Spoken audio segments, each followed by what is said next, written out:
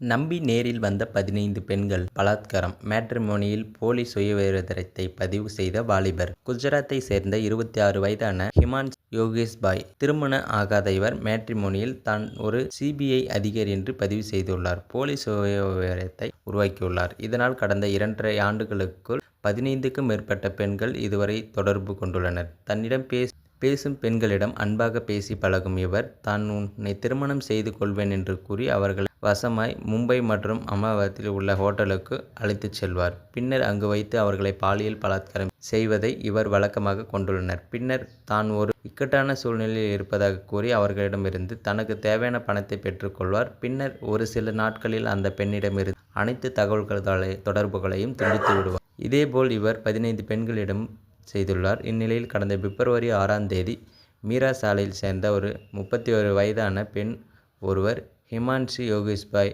குறித்து காவல் நிலையத்தில் புகார் அளித்தார். பாதிக்கப்பட்ட பெண் அளித்த புகாரின் அடிப்படையில் வழக்கு பதிவு செய்த போலீசார் தீவிர விசாரணை மேற்கொண்டனர். அப்போது அவர் இது போன்று 15 பெண்களை ஏமாற்றியது வெளிச்சத்துக்கு வந்துள்ளது.